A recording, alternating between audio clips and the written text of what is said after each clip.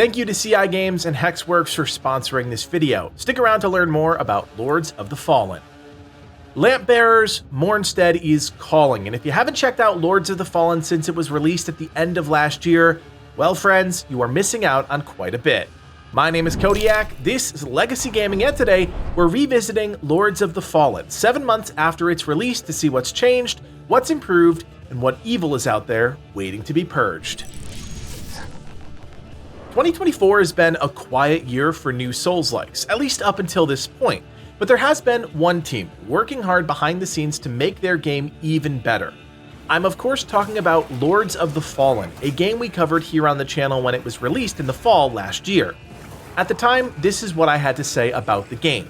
So here's the headline. Lords of the Fallen is one of the most immersive games we've played, period. The world building is second to none, and the more we explored Mournstead, the more we wanted to keep playing. And guess what, guys? I stand by that today. I loved this game and still do, which is why I'm excited to dive back in and check out not one, not two, but over 30 updates to the game since launch. You might remember that the game had a bit of jank when it was first released, especially around multiplayer, but more than 30 patches later, and with some major content updates added into the mix, the game has more to offer and is more stable than ever. If you haven't been keeping up with the game since launch, a lot has changed, so let's crack into some of the updates, starting with some of the new content. Really what it comes down to is looking at the developers' free content roadmap and assessing whether or not they delivered on their promises. I think the green check marks speak for themselves, but some of the highlights are as follows. 3 new armor sets and quest lines for players to hunt down. In typical Lords of the Fallen fashion, each quest requires you to bounce around parts of the world, and there are some great guide videos floating around the internet so you can pick them up with relative ease. Each of the 3 armor sets is themed based on the 3 Mournstead schools of magic, Umbral, Rogar, and Radiant, which gives you some nice options for rocking a look that matches your preferred playstyle. The team also introduced multiple spell packs, further expanding what I thought was already a generous offering of spells.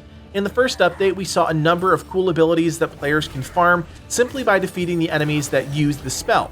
Vortex of Torment, the Tolling, Blistering Salvo, Rising Fire, Pallid Bile, and Septic Heave were all introduced in the first update a while back. A second spell pack also coincided with some new throwable items, which included the Imbruing Chalice, Explosive Snare, and Bursting Grub. Long story short, there's no shortage of ways to kill enemies in this game. As you can see, there's also a huge emphasis on quality of life updates. If you remember, a lot of the initial angst was around enemy mob density, especially in some of the later zones. Well, that's been addressed. We also see that the inventory has been expanded, which is something a lot of people were asking for shortly after launch. Back in the main hub, there's also an equipment storage chest so you can squirrel away items and free up that cluttered inventory. However, one of the biggest changes comes in the form of difficulty balancing. That first playthrough was brutally hard, I don't think anyone can deny that, and the team heard that feedback loud and clear. They've made changes to mob density, enemy leashing, ranged enemy accuracy, and that's just naming a few of the tweaks. If you're someone that fell off during progression because you felt the game's difficulty was tilted the wrong direction, well now that's been addressed. It's also worth pointing out that multiplayer stability was a big focus for the team over the course of the previous 30 patches. During a quick lookup, I was able to find 82 mentions of the word multiplayer in all of the patch notes, and reading through them, you can really see how much the team has worked to not only fix the rubber banding and latency issues, but also the experience overall for anyone that wanted to play Lords of the Fallen with a friend. I know this initially drove a lot of people away from the game, so to see them focus so much effort on this is a good sign.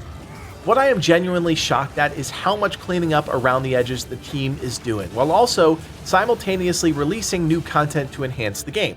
In fact, the other day, the Clash of Champions update went live.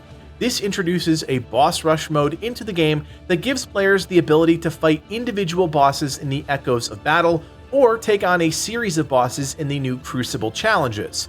Each Crucible will pit you against one boss at a time, and if you manage to kill the full lineup without dying during any of the encounters, you'll be rewarded with some important loot. The devs are smart here too, because the rewards are currency needed for each of the 3 shrines, which were, up until this point, much more difficult and tedious to farm. Whether it's the Radiant set at the Shrine of Aureus, Umbral gear at the Shrine of the Putrid Mother, or Rogar gear at the Shrine of Adir, you now have a decent way to get some of the faction currency, which is relatively tedious to farm. Of course, that all depends on if you manage to actually beat the Crucible. There are unlock requirements for each Crucible, but each has 3 tiers of rewards that you can unlock by completing the challenges multiple times.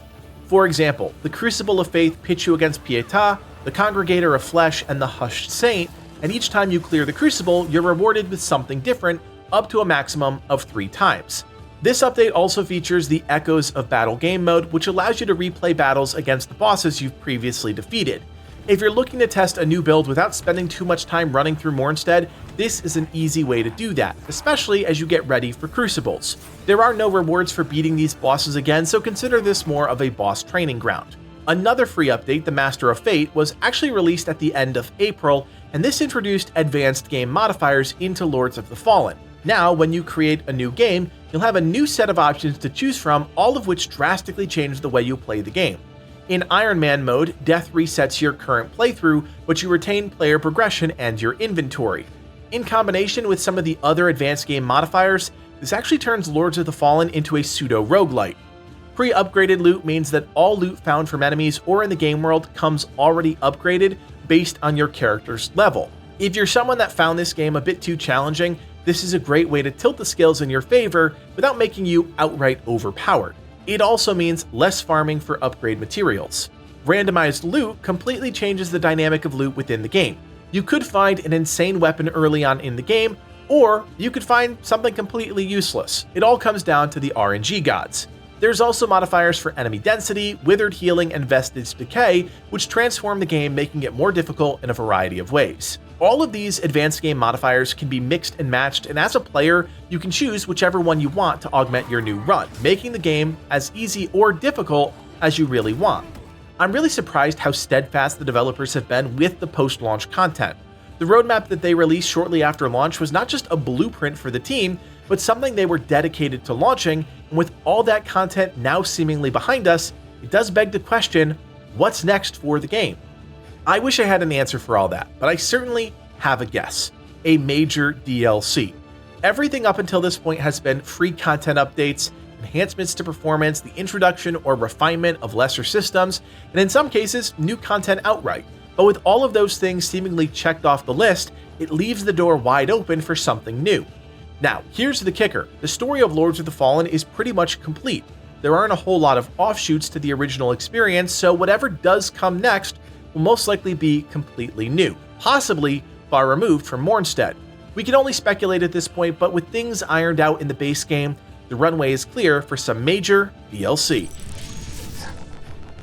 So there you have it. Lords of the Fallen has introduced a ton of new content and balance patches since it was launched. Maybe you fell off the game, maybe you never picked it up in the first place. Like I said in the intro, we stand by our review that this game is incredibly fun, and with so many of the technical issues now rectified, it's actually a great time to jump in or back into the game. Thanks again to CI Games and Hexworks for sponsoring this video. We had an absolute blast covering Lords of the Fallen back when it was first released, and look forward to some new lamp bearers checking out the game in the weeks ahead. If you are interested in checking out Lords of the Fallen for the first time, head over to the link in our description. I should also mention that the game is now available to play on Xbox Game Pass for the very first time, so if you're on Xbox or PC, you can check that out. If you do end up playing, drop us a line. Let us know what you think about the game, and as always, if you like our content and you want more videos like this in your feed, do me a solid, hit that thumbs up, and consider subscribing. My name is Kodiak, and from everyone here at Legacy Gaming, thanks for watching, and play on.